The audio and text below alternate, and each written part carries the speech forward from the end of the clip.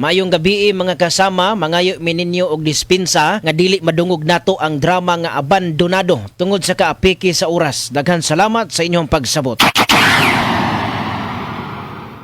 Mga kasama, ang dramang What's the Style, dili una ninyo mabati karong gabi una tungod sa kaapiki sa atong oras. Daghang salamat sa inyong pagsabot. Pagbasa sa Aklat ng Kawikaan, Kabanata 10, Talata 1 hanggang 32. Ang mga kawikaan ni Solomon. Ang matalinong anak ay ligaya ng magulang, ngunit tinik sa dibdib ang anak na mangmang. Ang yamang buhat sa masama ay di papakinabangan, ngunit ang katuwiran ay maglalayo sa kamatayan. Ang matuwid ay binibigyan ni Yahweh ng kasiyahan, ngunit ang masamay kanyang ginugutom naman. Ang kamay na tamad ay tiyak na magdarahop, ngunit magbubunto ng yaman ang kamay na masinop. Ang nag-iimba kong tagaraw ay nagpapakilala ng katalinuhan, ngunit ang natutulog kong anihan ay nag-iipon ng kahihiyan. Ang matuwid ay mag-aani ng pagpapalat kabutihan, ngunit ang bibig ng masama ay nagtatakip ng karahasan. Ang alaala ng matuwid mananatili kailanman, ngunit pangalan ng masamay tiyak na mapaparam. Magandang payo ay tinatanggap ng pusong may pangunawa, ngunit kapahamakan ang wakas ng mangmang na masalita. Ang namumuhay ng tapat ay pinaghaharian ng kapayapaan, ngunit ang may likong landas ay malalantad balang araw. Ang malilikot na mata ay lagi sa kaguluhan, at ang bibig na maluwang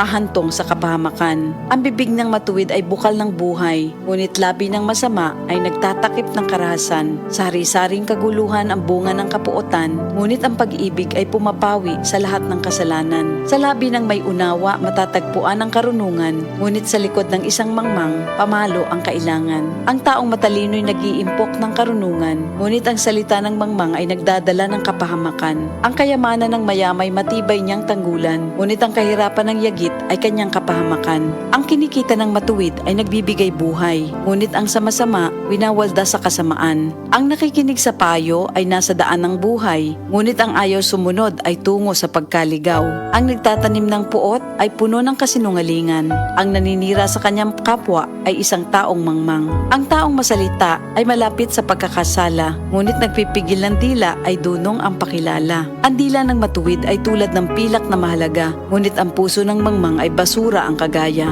Ang labi ng matuwid sa marami ay pakinabang, ngunit ang mangmang ay namamatay ng walang karunungan. Ang pagpapala ni Yahweh ay kayamanan na walang kasamang kabalisahan. Ang paggawa ng kasalanan ay kasiyahan ng masama, ngunit ang mabuting asal, kasiyahan ng may unawa. Ang kinatatakutan ng masama ay magaganap sa kanya, ngunit ang hangarin ng matuwid ay matatamo niya. Tinatangay ng hangin ang taong masama, ngunit ang matuwid ay gusaling di magiba. Kung paanong ang usok ay nakakaluha, ang suka ay nakakangilo, gayon ang tamad na alipin sa kanilang mga amo. Ang paggalang at pagsunod kay Yahweh ay nagpapahaba ng buhay, ngunit ang mga araw ng masama ay hindi magtatagal.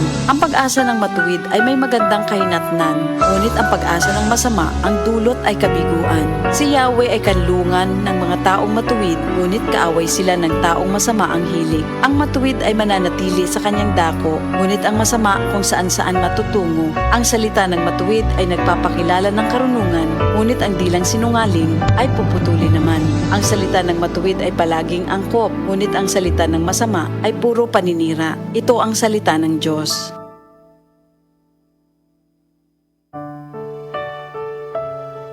Kini nga balita gihatod kaninyo sa Plemex. Pag may ubo o hika, mag-Plemex agad. Basta lagundi, Plemex.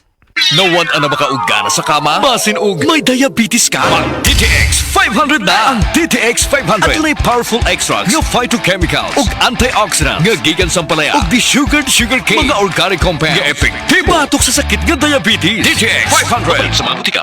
DTX 500 ang tubag kontra sa sakit nga diabetes. DTX 500 epektibo sa pagpabubo sa blood sugar level. DTX 500 imo sa di-sugared sugarcane extract ug anti-diabetic property gikan sa palaya. DTX 500 garantisado ay recommended sa mga eksperto. Mapalit sa pinakaduol nga butika sa iyong lugar. This news is brought to you by Gold Eagle Beer. Hayahay nga imnonon, hayahay paliton.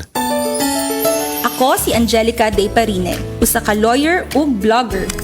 Living life in the corporate and legal world kay challenging gyud. Maunang ang coffee breaks kay importante gyud para sa mga busy people like me. But as someone who has acid reflux, pilian ko sa kape. That's why I choose the low acid MX3 coffee. Kape nga naay vitamin C and calcium. Giibanan pud nako og healthy diet ug exercise. Maong bilib ko sa MX3 coffee. My daily buddy.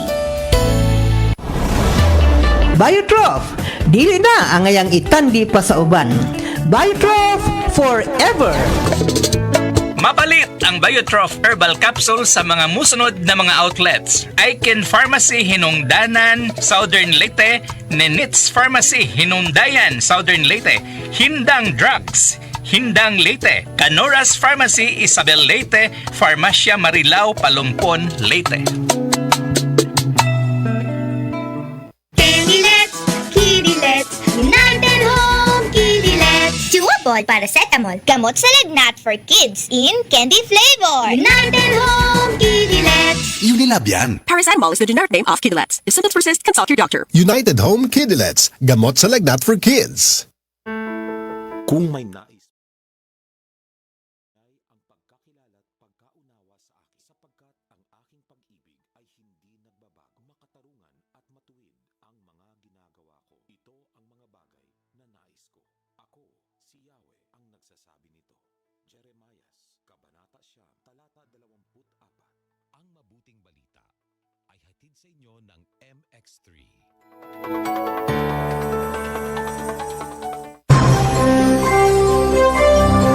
Ito ang DYHP 612 sa Cebu, numero 1. Tatak RMN.